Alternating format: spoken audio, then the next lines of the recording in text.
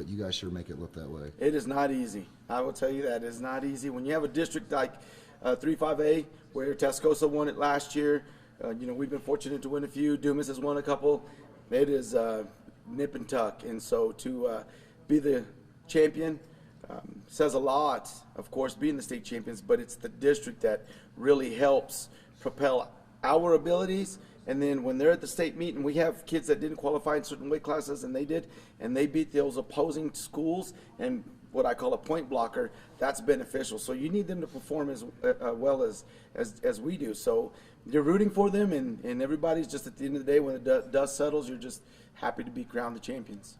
What can you say about, Mikey, an undefeated season? I mean, just how impressive that is.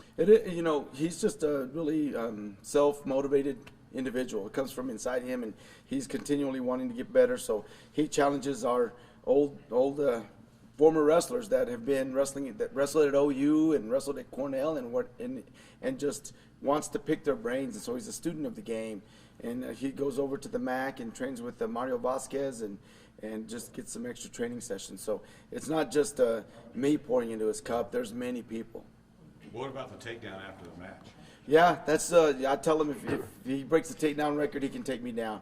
As you can tell, I let him do it, right? I didn't want to just break the kid's spirits right away.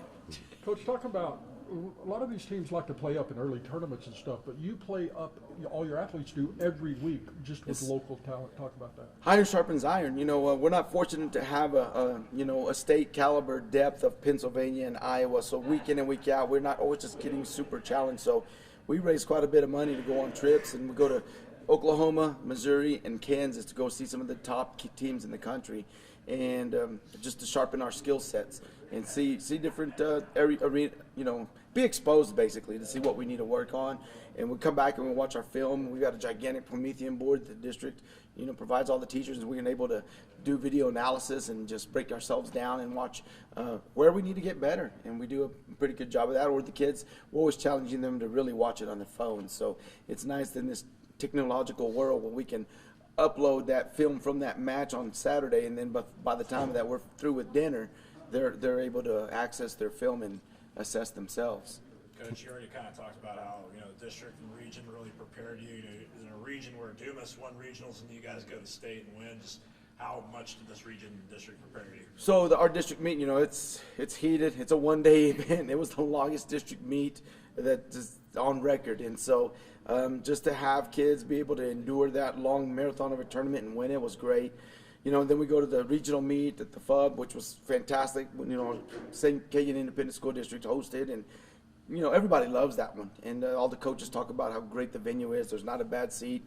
It's clean. It's bright. It's just fantastic for the sport. And so to go there, and we lost Abraham Campa Cortez, who was in the finals at districts, dislocated, fractured his elbow. And so we lost him, and we lost the regional meet by 2 points, and he's going to score us 20-plus points as an individual himself. So it was an obstacle for us, and we almost overcame it. We just came up 2 points short, and fortunately we qualified 7 quality wrestlers to go down to state meet and take care of business there.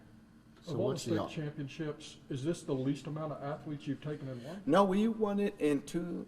The 4 horsemen was Joel Gallardo, Chris Thompson, Bo Henson, and Jacob Rubio, and we won it with 4, and we shared that story. I'm glad you brought that up, because I told the kids we might as well not go, because they're saying Smithson Valley's going to win it because they qualified 11, and it's over, that they're going to win it, or Melissa because they have 10. And so I challenged the kids with that. And so that year, Dallas Highland Park had qualified 10, and we left the coaches meeting, and they're like, Highland Park's going to win. It's just about a matter of who wants second. And so I went back to the hotel, and I chip on my shoulder. We only got 4 guys, and I challenged them, and they ended up winning it. And so won that. And then in 2021, our girls won it with 3 girls. So I said it'll never happen again, winning the state title with 4, and the girls showed me different because they won it with 3. So it was the year 2021 when we both won, both boys and girls. So so it's about getting quality wrestlers that can earn quality points, bonus points by pins. If you got pinners that can win, you got a good shot. So what's the off-season program look like? So we take a week off, just kind of watch the state meet and get our summer goals ready to go, and we do a freestyle Olympic-style sessions, and so we'll practice 3 nights a week, and and in the weight room and running sprints and having fun, playing cornhole and just doing things to just enjoy each other. This is such a hard sport, you know. I tell the kids, what other sport has blood time that you can push on the clock, right? That's a part of what we do. So it's there's no timeout, there's no TV commercial for that. Get it cleaned up and let's go. So it's just a great sport. So you got to have fun along the way.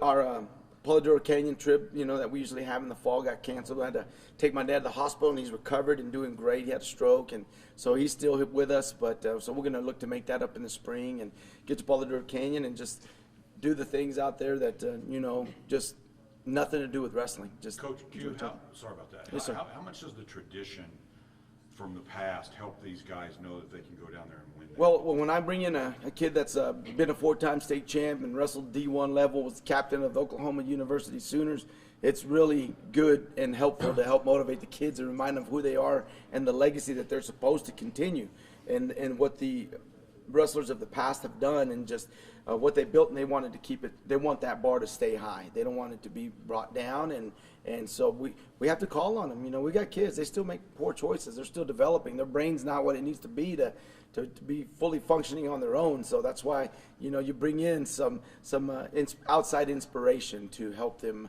stay the course.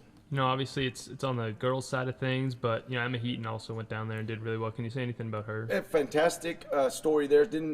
No sports. She was a gamer and loved Jolly Ranchers and gummy worms. So when we got her, she was out of shape as a freshman, and we knocked 40 pounds off of her from the summer session up to the wrestling season. And it wasn't that she didn't have it on her, because that's why she liked gummy worms. But her brother was Jaden Heaton, and I can joke with her. She's funny. Her dad's funny. Jaden Heaton was her brother, who was a state champion for us as well, and so she was always in the stands just watching him wrestle, and so by osmosis kind of picked up how to wrestle, right? And so she comes in and doesn't have a very good freshman year, and then just stayed in the summer and sophomore season, and junior. So just putting in the time, this sport will pay you dividends. Not that you're going to win a state championship every year, but it will pay you dividends if you discipline yourself. And so she's done a phenomenal job. She's a great student, and really believes in her coaches, and so we can win a lot with that. If the game's on the line,